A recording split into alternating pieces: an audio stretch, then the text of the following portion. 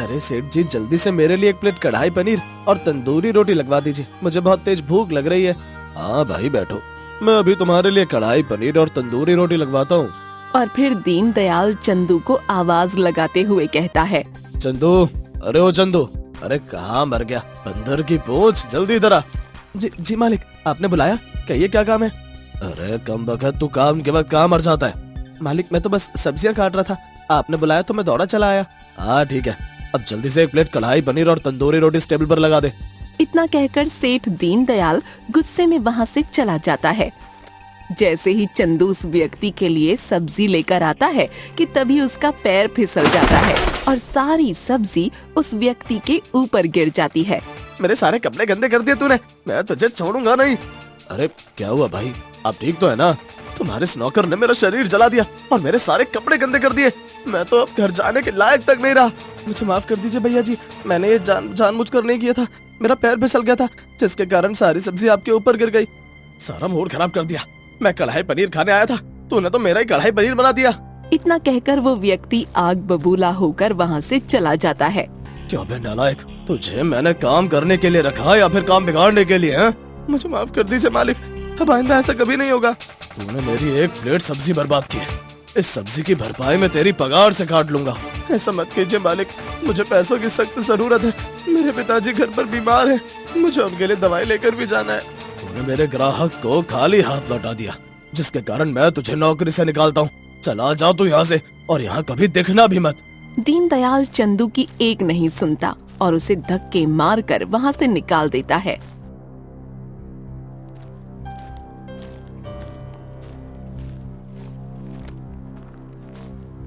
अरे बेटा, तू इतनी जल्दी आ गया, रोज तो तू शाम को आता था ना। अगर मैंने पिताजी को बता दिया कि मालिक ने मुझे काम से निकाल दिया तो पिताजी की तबीयत और खराब हो सकती है, मुझे पिताजी से ये सब छिपाना होगा। अरे बेटा बता ना, क्या बात है, मेरा दिल बैठा जा रहा है। अरे पिताजी ऐसी कोई बात नहीं है, वो तो आज सेठ जी को थोड़ा काम आ गया था, बस इसीलिए उन्होंने आज ढाबा बंद कर दिया और मैं भी अपने घर आ गया। अच्छा ठीक है, मेरे लिए एक गिलास पानी ला दे, मुझे बहुत तेज प्यास लग रही है। जी पिताजी आप रुकिए, मैं भी आपके लिए पानी लेकर आता हूँ।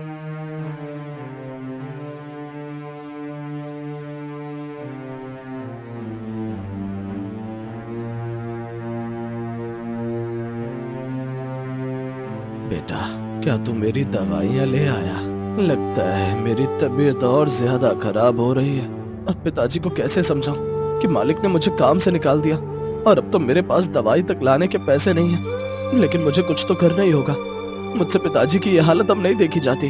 अरे पिताजी, आपकी दवाइयाँ लाना तो मैं भूल ही गया, मैं वैद्य जी के पास से अभी दवाइयाँ लेकर आता हूँ। इतना कहकर चंदू दवाइयाँ लेने के लिए वैद्य के पास पहुँच जाता है।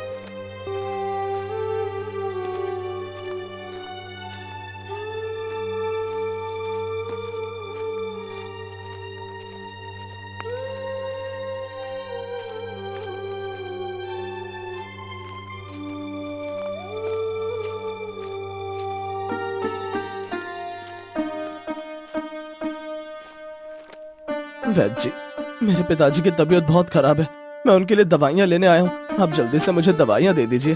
देखो भाई चंदू, मुझे पता है कि तुम्हारे पिताजी बीमार हैं, लेकिन क्या तुम्हारे पास दवाइयाँ खरीदने के लिए पैसे हैं?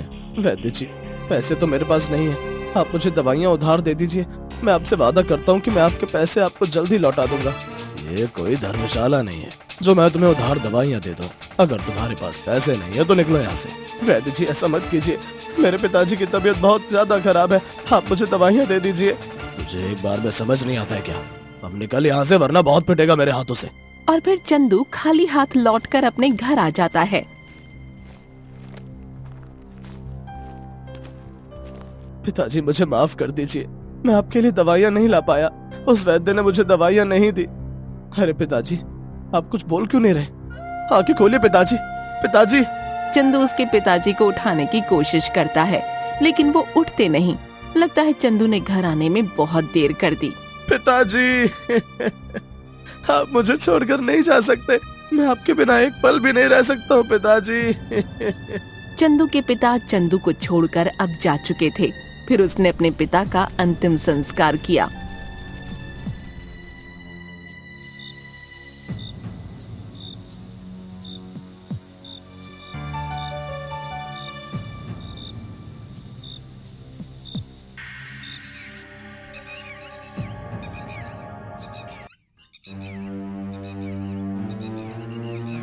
पिताजी, आप मुझे छोड़कर क्यों चले गए? आपके अलावा मेरा इस दुनिया में कोई नहीं है। अब मैं क्या करूं पिताजी, मैं क्या करूं? चंदू ये कह ही रहा होता है कि तभी उसके पास एक कार आकर रुकती है। अरे भाई, क्या तुम्हारे पास थोड़ा पानी मिल सकता है? वो क्या है ना, मेरी बोतल में पानी खत्म हो गया और मुझे बहुत तेज प्यास लग रही है। मालिक, यहाँ से कुछ ही दूर पर मेरा घर है। आप मेरे घर चल सकते हैं? आप जितना मर्जी पानी पी लीजिएगा। ठीक है भाई, तुम्हारा बहुत बहुत शुक्रिया। और फिर चंदू संजीव को अपने घर ले जाता है। मालिक, आप यहाँ बैठिए, मैं अभी आपके लिए पानी लेकर आता हूँ। और फिर चंदू उस व्यक्ति को पानी लाकर देता है। भाई, मुझे बहुत तेज प्यास लगी थी। आज तुमने मुझे पानी पिलाकर मुझ पर बहुत बड़ा उपकार किया है। मैं तुम्हारा ये उपकार जिंदगी भर नहीं भूलूंगा। अरे मालिक, ये आप कैसी बातें कर रहे हैं? प्यासे को पानी पिलाना तो पुण्य का काम होता है। वैसे तुम्हारा नाम क्या है और घर के सभी लोग कहाँ पर है? मालिक, मेरा नाम चंदू है। मेरी माँ मुझे बचपन में ही छोड़कर चली गई थी और मेरे पिताजी ने ही मेरी परवरिश की और अब वो भी मुझे छोड़कर चले गए। अब काम की तलाश में इधर उधर भटक रहा हूँ। अरे भाई, रोना बंद करो। अब जो हुआ सो हुआ। पुरानी बातों को सोचने से अब कोई फायदा नहीं है। अच्छा, ये बताओ कि तुम्हें खाना बनाना आता है? हाँ मालिक, पहले मैं सेठ दीनदयाल के ढाबे पर काम करता था, तभी से मुझे खाना बनाना आता है। तो फिर तुम उस सेठ के ढाबे पर काम क्यों नहीं करते? उस सेठ ने मुझे काम पर से निकाल दिया। लेकिन क्यों? फिर चंदू ने संजीव को सेठ दीनदयाल की सारी बात बताई। अच्छा, वो सेठ तो बहुत ही बुरा व्यक्ति है, लेकिन कोई बात नहीं। देखो, मेरा नाम संजीव है और मैं एक बहुत बड़ा व्यापारी हूँ और मैं एक ढाबा खोलना चाहता हूँ और तुम उस ढाबे पर काम कर सकते हो। संजीव की ये बात सुनकर चंदू बहुत ही ज्यादा खुश हो जाता है। आपका बहुत बहुत धन्यवाद मालिक, मैं आपका ये उपकार जिंदगी भर नहीं भूलूंगा।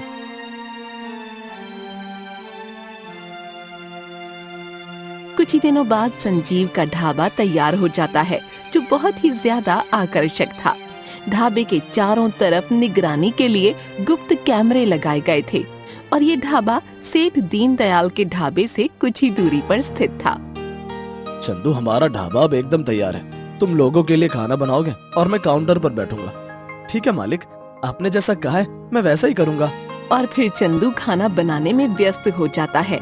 फिर संजीव काउंटर संभालने लगता है।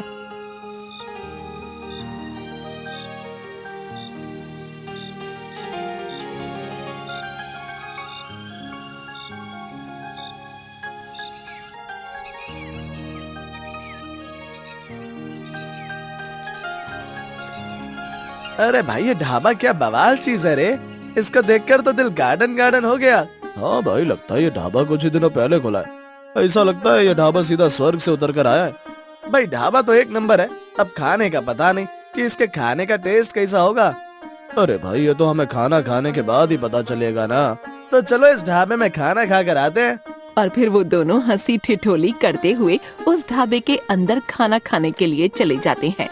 अरे आइए आइए भाई साहब, आप दोनों का हमारे इस ढाबे में स्वागत है। बताइए क्या लेंगे आप? भाई, हम दोनों के लिए जल्दी से दाल मखनी और तंदूरी रोटियां लगवा दीजिए। पेट में बहुत तेज चूहे कूद रहे हैं। आप दोनों बैठिए, मैं अभी आपके लिए खाना लगवा देता हूँ। चंदू, 2 प्लेट दाल मखनी और तंदूरी रोटियां लगा दो। जी मालिक, 2 मिनट रुकिए, बस अभी लेके आता हूँ। और फिर चंदू जल्दी से उन दोनों व्यक्तियों को खाना परोस देता है। अरे भाई, क्या दाल मखनी बनाई है तुमने। बिल्कुल मक्खन का स्वाद आ रहा है और ये तंदूरी रोटियां तो और भी ज्यादा लाजवाब हैं। सोच में भाई, खाना तो बहुत बढ़िया है। अब तो हम रोज आपके ढाबे पर ही खाना खाने आएंगे। जरूर भाई साहब, ये आप ही का तो ढाबा है। जब आपकी मर्जी हो तब आप यहाँ खाना खाने आ जाइएगा।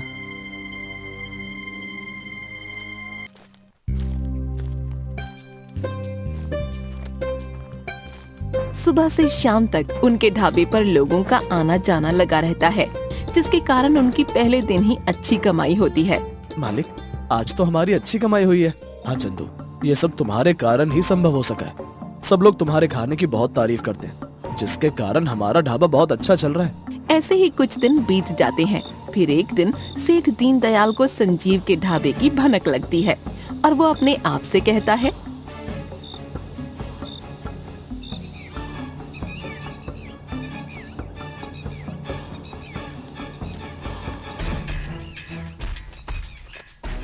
जब से ये नया ढाबा खुला है तब से मेरे ढाबे पर तो कोई आ ही नहीं रहा। इसका मुझे कुछ तो करना ही होगा, वरना मेरा ढाबा तो ठप हो जाएगा। दीनदयाल ये कह ही रहा होता है कि तभी वहाँ पर दीनदयाल का एक नौकर गंगू आ जाता है। क्यों बे नालायक, इतनी देर से कहा था, ये कोई टाइम है ढाबे पर आने का? ओह मालिक, हमारे ढाबे के बाद जो नया ढाबा खुला है उस ढाबे का खाना बड़ा स्वाद बेहतरीन है। मैं बस उसी ढाबे पर खाना खाने के लिए गया था। वाह कमबख्त वाह, मेरे ढाबे पर काम करता है और खाने की तारीफ किसी और ढाबे की करता है। मुझे माफ कर दीजिए मालिक, मैं तो जो सच्चाई है बस वही बता रहा था। चुप कर वरना दूंगा एक कान के नीचे। अरे मालिक, क्या आपको पता है कि उस ढाबे पर कौन काम करता है? मुझे नहीं पता, ये तो तुझे ही पता होगा ना, क्योंकि तू उस ढाबे पर मुंह मार कर आ रहा है। मालिक, उस ढाबे पर आपका पुराना नौकर चंदू काम करता है। अच्छा, तो उस चंदू के बच्चे ने किसी और के पास काम करना शुरू कर दिया। मैं उस ढाबे को तबाह कर दूंगा। लेकिन मालिक, आप करेंगे क्या? ये सब तू मुझ पर छोड़ दे गंगू, तू बस सिर्फ देखता जा।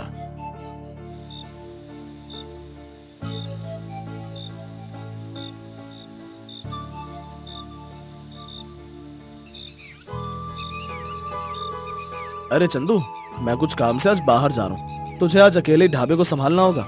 मालिक, आप बिल्कुल भी चिंता मत कीजिए, मैं यहाँ अकेले ही सब संभाल लूंगा।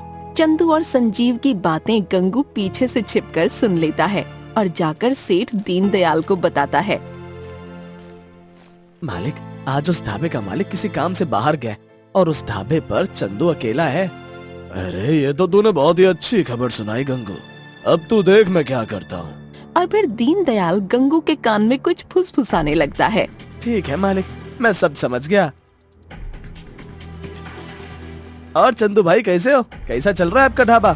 बस भाई, ऊपर वाले की दुआ से सब कुछ सही चल रहा है। और सुनाओ, यहाँ पर कैसे आना हुआ? कुछ नहीं भाई, बस आज तुमसे मिलने का मन कर रहा था तो सोचा तुमसे मिल लूं। ऐसे तो ये यहाँ पर आता नहीं, जरूर ताल में कुछ काला है। गंगू चंदू को अपनी बातों में फंसा लेता है और इतने में ही सेठ दीनदयाल सब्जी में जहरीली दवाई मिला देता है। ठीक है चंदू, मैं यहाँ से चलता हूँ, मेरे मालिक मेरा इंतजार कर रहे होंगे।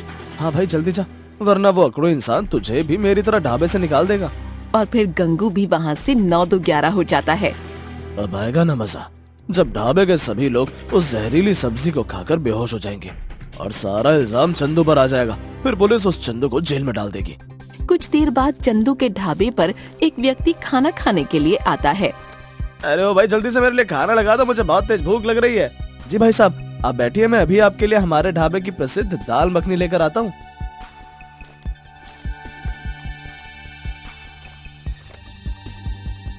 जैसे ही वो व्यक्ति खाना खाने लगता है तभी वो खाना खाकर एकदम से बेहोश हो जाता है और जमीन पर गिर पड़ता है। अरे ये क्या हुआ भाई, तुम बेहोश कैसे हो गए? अरे उठो। गंगू, यही सही मौका है, अब चल मेरे साथ। चंदू उस व्यक्ति को उठाने की कोशिश करता है कि तभी वहाँ पर दीनदयाल और गंगू आ जाते हैं। अरे ये क्या हुआ भाई चंदू, ये व्यक्ति बेहोश कैसे हो गया? पता नहीं भाई, ये व्यक्ति खाना खाते हुए बेहोश हो गया, मुझे तो कुछ समझ में ही नहीं आ रहा है। अरे इसमें समझने वाली क्या बात है, जरूर तूने इसके खाने में कुछ मिलाया होगा। हाँ, ये आप कैसी बातें कर रहे हैं? मैं भला इसके खाने में कुछ क्यों मिलाऊंगा?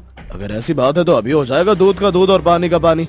और फिर सेठ दीनदयाल फूड इंस्पेक्टर को फोन लगाता है और कुछ ही देर बाद फूड इंस्पेक्टर वहाँ आ जाते हैं। आइए आइए इंस्पेक्टर साहब, इस खाने की जांच कीजिए कि इसमें क्या मिला हुआ है। और फिर फूड इंस्पेक्टर उस खाने की जांच करने लगते हैं। इस खाने में तो जहरीली दवाई मिली हुई है, जिसके कारण ये व्यक्ति बेहोश हो गया। तुमने किसी की जिंदगी के साथ खिलवाड़ किया और अब तुम्हें जेल में जाना होगा। अब इस इंस्पेक्टर को कौन समझाए कि दवाई चंदू ने नहीं बल्कि मैंने मिलाई थी। इंस्पेक्टर साहब मुझे छोड़ दीजिए, मैंने इस खाने में कुछ भी नहीं मिलाया, मुझे छोड़ दीजिए। चंदू ये कह ही रहा होता है कि तभी वहाँ पर संजीव आ जाता है। क्या हुआ इंस्पेक्टर साहब, आप यहाँ? क्या बात है? तुम्हारे इस नौकर ने खाने में जहरीली दवाई मिलाई है, जिसके कारण इस व्यक्ति की जान चलेगी। क्या? ये नहीं हो सकता, मेरा चंदू ऐसा नहीं कर सकता। जरूर आपको कोई गलतफहमी हुई है। मालिक, मैंने खाने में जहरीली दवाई नहीं मिलाई है, मेरी बात का विश्वास कीजिए। तुम चिंता मत करो चंदू, मैंने इस ढाबे में गुप्त कैमरे लगवाए, अभी पता चल जाएगा कि खाने में जहरीली दवाई किसने मिलाई है। संजीव की ये बात सुनकर दीनदयाल और गंगू बुरी तरह से डर जाते हैं और फिर संजीव अपने मोबाइल में इंस्पेक्टर को कैमरे की फुटेज दिखाने लगता है, जिससे पता चलता है कि जहरीली दवाई चंदू ने नहीं बल्कि सेठ दीनदयाल ने मिलाई थी। अच्छा, तो ये सब तुम्हारी करतूत थी। बताओ ये सब तुमने क्यों किया? मुझे माफ कर दो, मुझसे बहुत बड़ी गलती हो गई। मैंने ये सब तुम्हारा ढाबा बंद करवाने के लिए किया था ताकि मेरा ढाबा अच्छे से चल सके। तुम दोनों ने एक व्यक्ति की जान ली है, तुम्हें अब मेरे साथ जेल जाना होगा।